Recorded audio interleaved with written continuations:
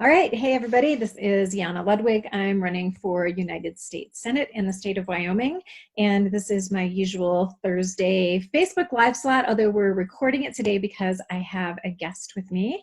And so this will be posted. This is being posted about the same time that we usually do live.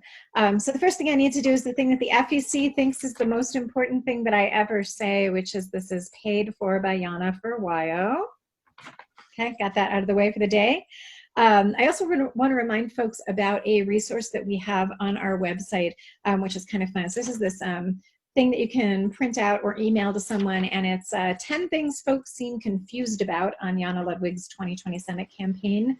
And it's got sort of my responses to some frequent things that are said about, like, taking away your freedom to choose your doctor, that I'm running on gun control, which I'm really, really, really not doing. That I don't hate America, that I don't think everybody should live in communes, and most bizarrely of all, there was this rumor going around a while ago that I'm secretly a millionaire. So, you know, if you want to get the real scoop, you should print this out on our website. So those are my logistics for the day. So I'm joined today, I'm in this string of Thursdays where I'm having a guest on with me who is a candidate in Wyoming that I'm excited about, and joined today by Alex Simon, who is running for Wyoming's House District 14, which is basically a chunk of Laramie and then a whole big chunk of rural area going up to about Wheatland. And I've been really inspired. I've gotten to be in some county Democratic Party meetings with Alex, and then at the state convention last, like, about a week and a half ago. And was it that long ago? Was it just last weekend? Anyway, time is really weird right now, everybody. So I've been really impressed when I've heard Alex speak, and a lot of it is that I feel like he has a really compelling story about you know, being in Wyoming as a young person and growing up in a working class family, being homeless for a little while, and having his family actually have to leave a state that they really love. And then Alex's journey to coming back to Wyoming. And I feel like that perspective of what's actually going on in the ground with Wyoming's economy and people not being able to stay in the state is a perspective that would be really, really helpful in the state legislature at this point. And Alex also happens to be smart, progressive, and young, which is pretty much exactly who I would love to be voting for. I'm sorry that I'm not in Alex's district and would actually get to vote for him, but I can give him some platform and lift up his voice and get to have some conversation with him today. So, so Alex, welcome. Thank you for hopping in today and being with me. And I would love to hear what you want folks to know about your campaign. Yeah, thank you. Thank you for having me, Yana. I appreciate it. So just to kind of introduce myself, I am 23 years old. I was actually born in the state of California. I know, a transplant, but my parents moved. I was only 6 years old. I promise. It didn't stick very well. We moved up to a ranch after the passing away of my aunt. We wanted to move our two families closer together, so we moved up to northern Wyoming, outside of a town called Lovell. My entire family are conservative Catholics. We moved onto a 150-acre ranch. I have 6 siblings. We had about 40 head of cattle, and we lived up there for, I believe, seven or 8 years until my dad ended up losing his job. My mom was on disability. We sold our house, paid off whatever debts we had, and we lived in actually the Laramie Walmart parking lot for what was approximately half a year. My dad got a job working at UPS part-time because it was the only job he could find, despite having a master's degree and 10 years experience teaching. He worked there. We ended up being able to afford a 2-bedroom trailer, which we moved into. We lived there probably in a Laramie trailer park for a year and a half, until we found a foreclosed home in Thornton, Colorado. My dad actually found a job working in a school district there. So we decided to move. The tragic story about that house is that it was owned by a minority family, and the father had been incarcerated, and that's why it was being foreclosed on, was because the mother could no longer afford the payments. Once we were done living there, we'd lived there for probably a year or two, maybe. I was 14, 15 at the time, maybe a little bit longer, maybe 13. I don't quite remember the specific age, but We moved into another foreclosed home that was a home owned by a man who was a lawyer and ended up losing his job and was getting a divorce, could no longer afford the house payments. Um, and so this kind of narrative ultimately came back to me later when I started reflecting on my childhood and growing up, and I realized, like, wow, I was homeless. I lived in a trailer. I lived in a 3-bedroom townhouse. I lived in a mansion. Essentially, this was like an 11-bedroom, like 7-bath, 3-story house in a very nice suburban neighborhood near DIA. And all of these things kind of stuck with me as, like, well, not only have I lived like different experiences, I directly benefited off what was essentially the suffering of other families and other people, and I didn't even realize it. Like, it wasn't something that was conscious at the time. And ultimately, I chose around 16. I graduated high school early. I had a full ride to the University of Wyoming, and I knew that I loved Wyoming. I loved living there. I loved the people. I loved the experience of being in Wyoming, and I wanted to go back. So I went to university there and graduated, and throughout my time there, one thing that always struck me was when I had conversations with Wyoming, I would ask young people, I said, what is your plan after college? Like, where are you going? What do you want to do? And the one thing that stuck with me was that almost all of them said they weren't going to live here. Like, they had no intention of staying in Wyoming for one reason or another. The most common was that they didn't have any hope of employment after they were done here. There's not a whole lot going on in Wyoming unless you're in the energy industry or you're in public works. I mean, the number one employer in Albany County is the university. And then it goes Ivinson Memorial, I believe the school district, and then it goes the Cathedral Home for Kids and ARC Regional Services, I think, are the top 5 employers in our county. And if you go get a STEM degree, there's not a whole lot of opportunity for you here. If you go become a teacher, well, a lot of the teaching positions are already taken up by a lot of the teachers that we produce here in Wyoming, right? They're looking for a job as soon as they get out of university, and it just so happens that Wyoming actually pays its teachers pretty well proportionally to other states, but there's an oversupply almost. It's oversaturated, and so there isn't enough employment opportunity for these people to stay here. This is ultimately what kind of led me, my kind of turnaround all the way from being homeless or living in a nice ranch to being homeless to being in a trailer to being in a nice house again, and then coming back to Wyoming kind of led me to where I am politically. And what I'm interested in is fundamentally changing the way politics works in Wyoming and building a future for the people that live here.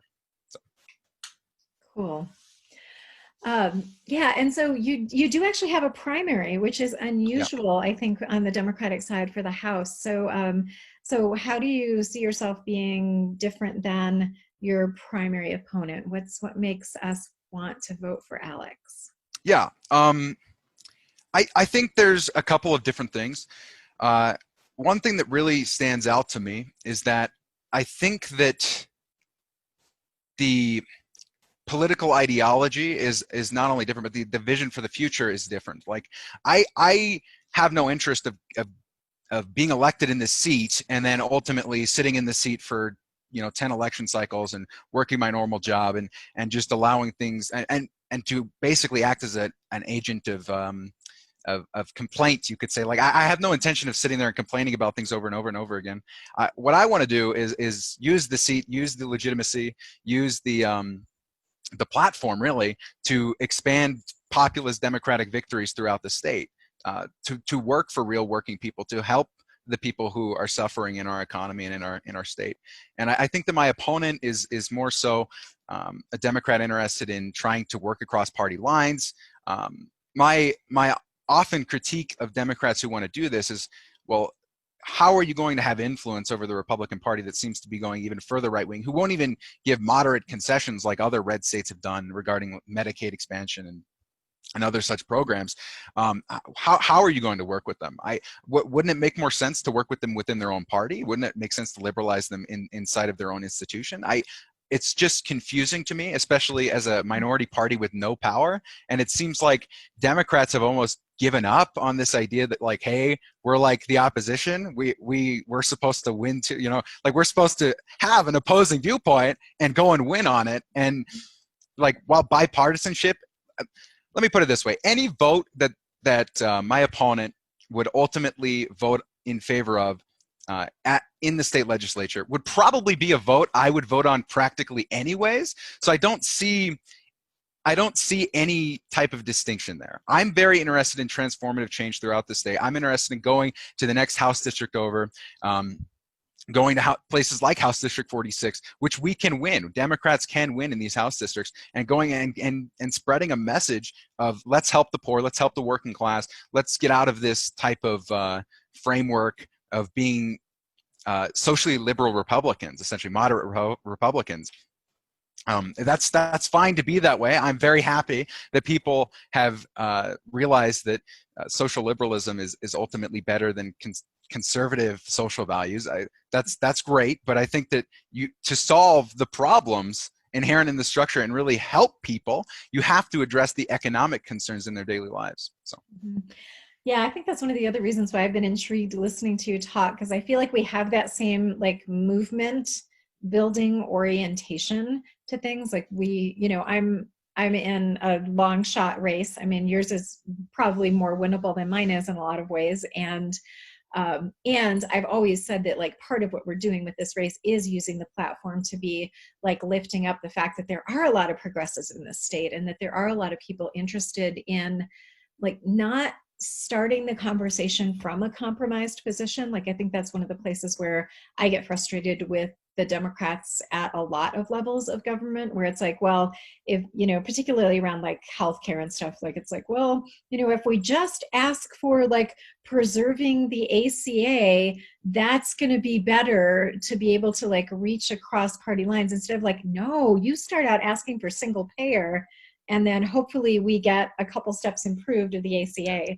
ultimately. And that sort of like, let's sort of start with our tail between our legs doesn't really make any sense to me. And there's so many people in this state who are like neglected working class people in the political process. And if we can be like reaching those folks and like bringing them into politics in Wyoming, that's going to make a really big difference long term.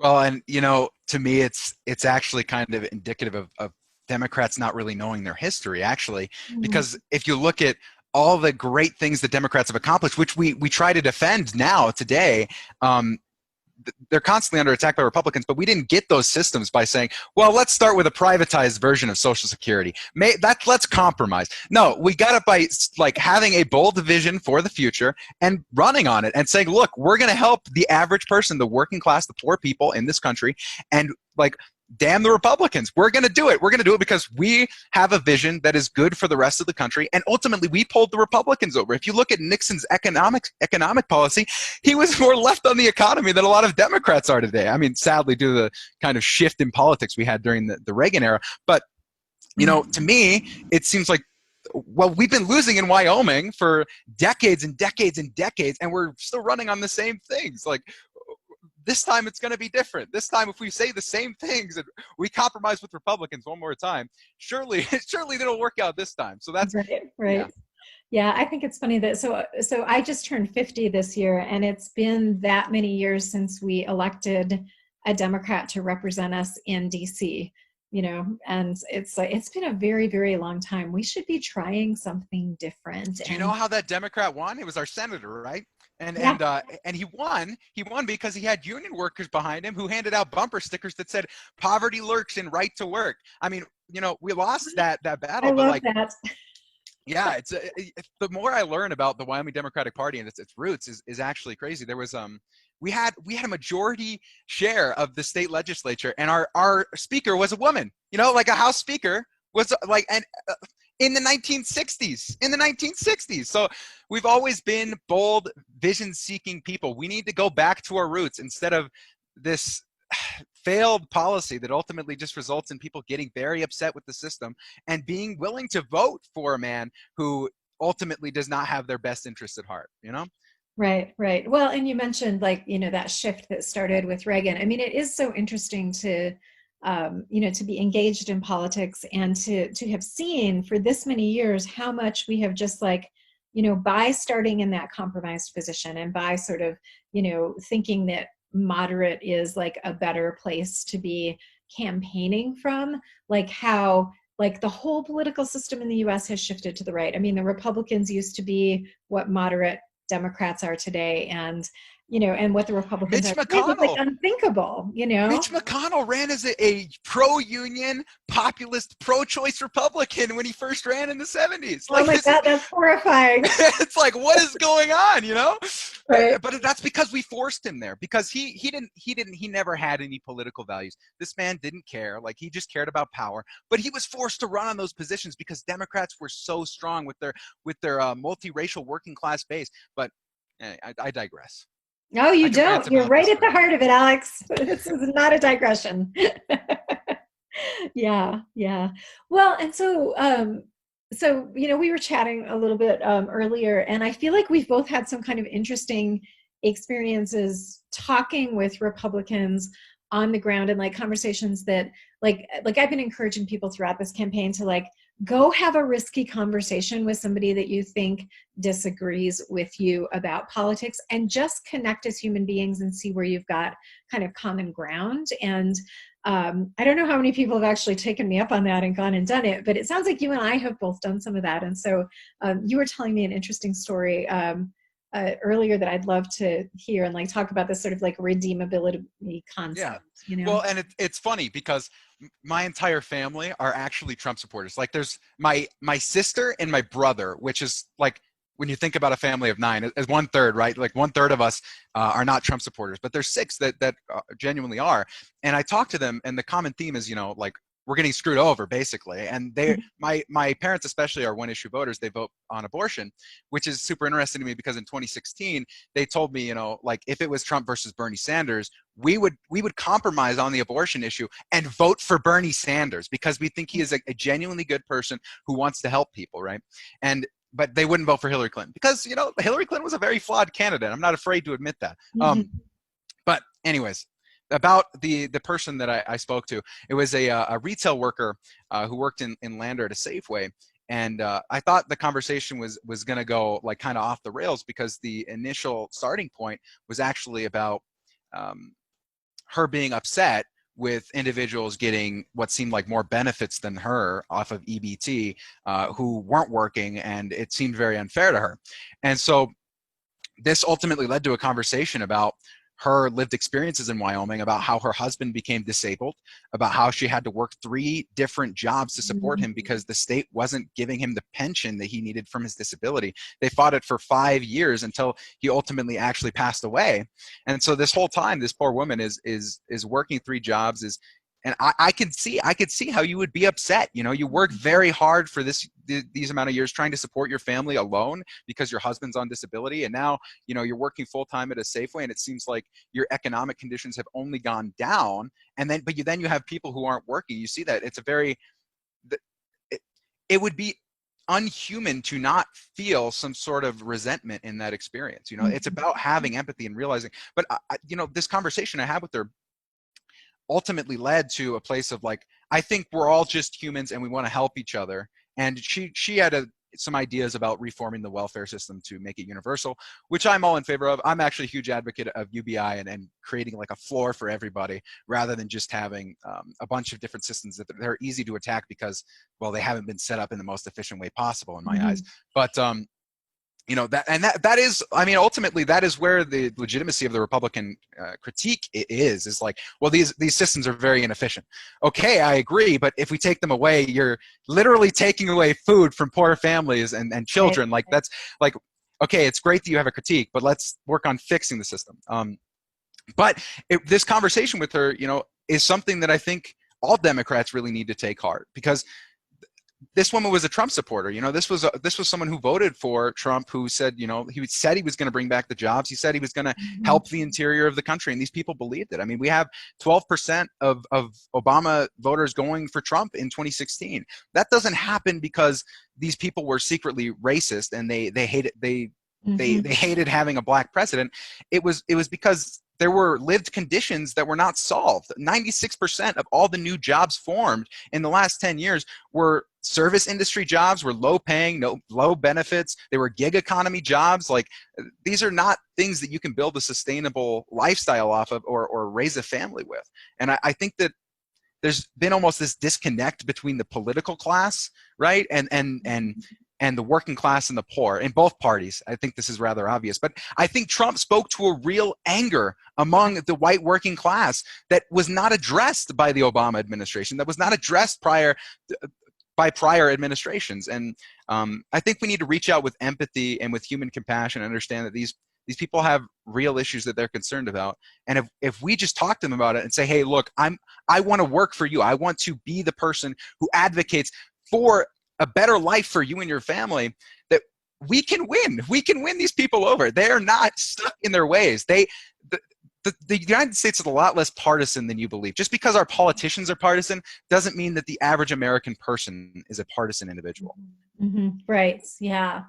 Yeah, and it's when you were telling that story earlier, it was reminding me of this conversation that I had with a guy in the hardware store last summer, actually, when I was just starting to run, and I wasn't yet talking politics with everybody I bumped into, but he was mixing paint for me, and he's like, so what do you think about the presidential candidates? And I was like, oh, here we go. And and I said, that I liked Bernie Sanders, and like, well, who do you like? And he was like, well, I got to tell you, I'm a lifelong Republican, but I really don't like what's happening right now. And I was like, okay, let's get in there and like really talk about it. And, and he was distressed about the human rights violations almost as much as I was. And I think that there's this stereotype that I think people have of Republicans, that they don't actually care about other people and that they don't have any empathy.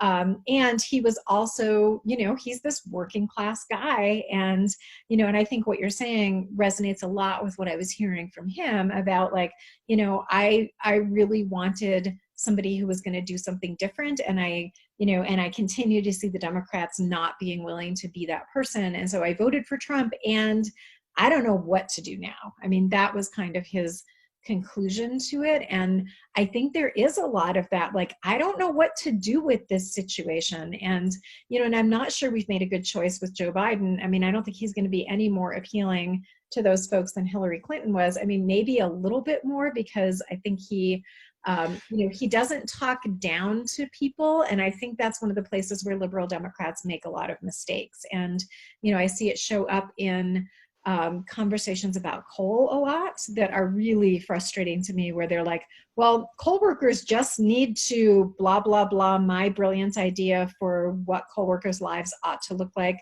post-coal. And I'm like, just learn to code. Just learn to code, Yana. Come on now. What do you mean? It's And that's from Democrats. That's from Democrats, our own side. Like, what do you mean? Stop. Right. Well, it's like, so let's assume that like co-workers are real human beings who have their own interests and their own ambitions for their lives. And that like, maybe what we need to be doing is like making sure there's lots of options for people that pay decent wages, and let them answer that question for themselves, and not be doing this like paternalistic thing. And I think that's one of the places where like I feel like the Democrats really fall down on the job sometimes in that paternalism.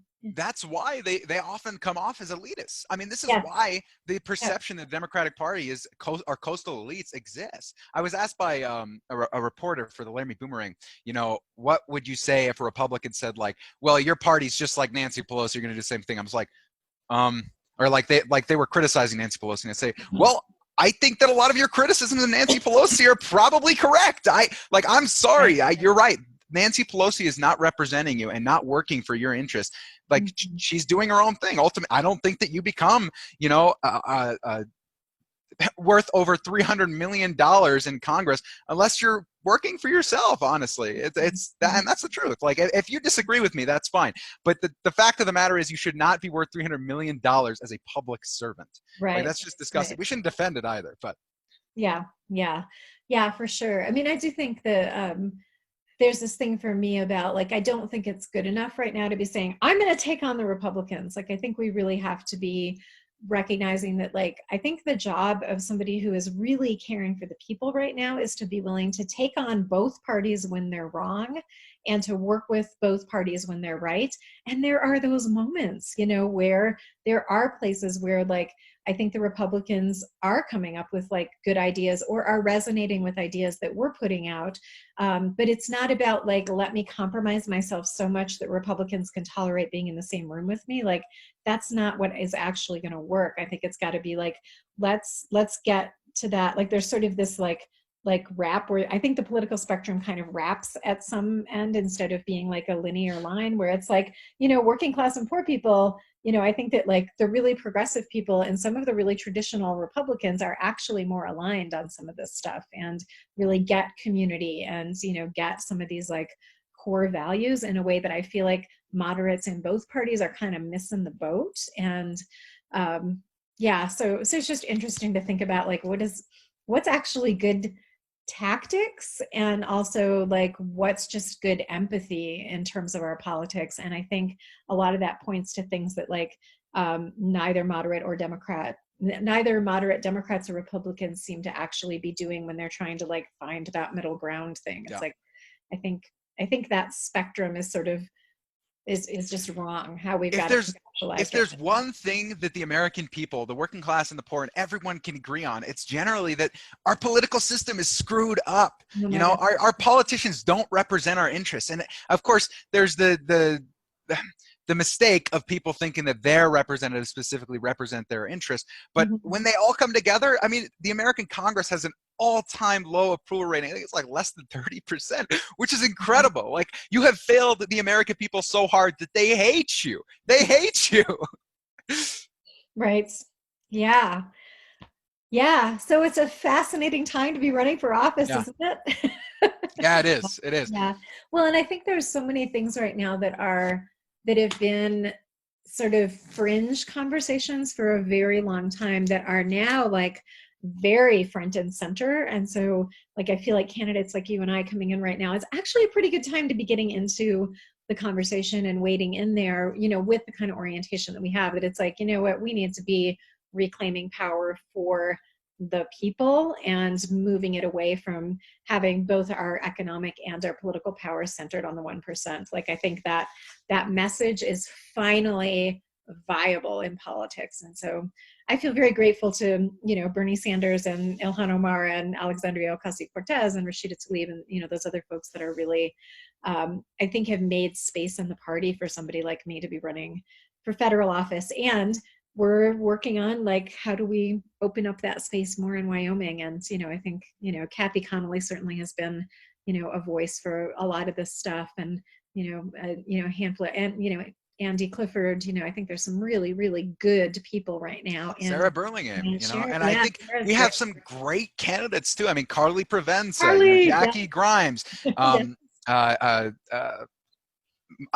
want to say Marcy Kay, but I know that's not her name. That's like her it's Marcy Kindred. Marcy Kindred. Yeah, Marcy. Yeah, yep. She's really good too. Yeah. And there are others too. Brittany Wallish, Amy Spiker. I don't mean to exclude anybody. Right. Yes. Yeah, I could have named more names nationally too. There's a whole bunch of amazing people out there doing stuff. So, okay, great. Well, is there anything else that you want to emphasize that we didn't get to, that you want to put in a plug for here for your campaign? Yeah, I think I'd like to talk a little bit about young people and the future of Wyoming, because I don't think this is something that's really presented even at all. Like, I've never seen anybody in Wyoming, like, they talk about it, but the stats are a little bit more striking. And this is something that I just put out on my Facebook actually recently, but it's even more important, I think, because when you look at the age groups, the age distribution, we're missing a chunk of people in Wyoming. We're missing like the post-high school, like pre-40s group of people. We're missing like 18 to 40-year-olds is where we have a shrinking population. This is very important to understand, because the population under high school, like having that big is like, oh, well, that's okay. They'll replace that age group as they get older. That's not the case. Those are the people who are graduating high school or graduating university, seeing no opportunity, seeing nothing for them here, and leaving the state. And at the same, yeah, they're gone. They're gone, and they're probably not coming back. The truth is, they're going to go settle down on the coast somewhere, or in a city in Denver, who knows? And they're going to build their lives there, and they're never coming back to Wyoming. Maybe they'll come back to retire, but that's even overly optimistic in my eyes. Okay. The population growth in Wyoming is very interesting. If you look at, like, comparatively, North Dakota, South Dakota, Montana, Idaho, etc., all red states, their population has continued to grow. And in the same time period between 2010 and 2015, where all of the regional states saw an increase in their population by about 14%, Wyoming only saw an increase of 6%. That's including a state like North Dakota, which I don't think a whole lot of people think of as like, this is a state I'm going to move to, you know? But North Dakota has some very interesting, and you just put out a policy page on this, some very interesting things going on inside of it, but I digress. This is the key issue for me because I grew up in this state. I love this state. I see young people leaving, and the only answer that I hear from anybody is like, well, you know, we'll just slowly diversify, you know, we'll deregulate cryptocurrency and that'll bring in new jobs. There isn't a clear vision, and there isn't one that's actually has majority support behind it, not in the legislature, but from people. Like there isn't, if you go and ask the average person in Wyoming, like, hey, you know, do you think that we could diversify the economy around cryptocurrency, like bring in crypto like industry? They're going to be like, what the heck are you talking about? What do you mean? Right. What are you kidding me? Like, even if they're aware of the niche field that is cryptocurrency, they're not, even I can't conceptualize, and I own cryptocurrency, I can't conceptualize what that actually looks like for the state's future, other than bringing in like different financial institutions that are not, that's not a healthy economy, you know, like we can't, great, we're building the new Wall Street. Amazing. That's what the working class of this state wants. But it's really just that I want to stress that I don't think that there is a vision around the future of Wyoming. And I really hope to represent that future for Democrats. And I promise you that regardless of if I win this election, I will be working for that future, and I'll be working with whatever candidates I think will get us there. And so, you know, to my fellow candidates, to I'll name them: Carly Provenza, to Jackie Grimes, to Marcy Kindred. Be bold. Say what you think. Just be honest about helping people. And I think we can build a coalition in Wyoming that looks like nothing that that we haven't seen since the 60s. And that's just the truth. So thank you for having me on, though, Yana. I appreciate it. Yeah, you're welcome. You're welcome. All right, great. Well, thank you everybody for tuning in. I'm going to be on a Zoom call on Sunday at 1 o'clock, and the topic this time is going to be racial justice. So we're going to be talking about reparations. I'm going to be talking about Juneteenth and that history. It's the closest session that I had to Juneteenth, so we saved that topic for then. And so look forward to being with all of you. You can join me live if you want to on that Zoom call if you've got questions and input. And thank you to Alex Simon, and good luck. Again, I wish I could vote for you. So good luck. Have a great campaign, and thanks for being with us. Thank you. I hope you have a great day. Thanks.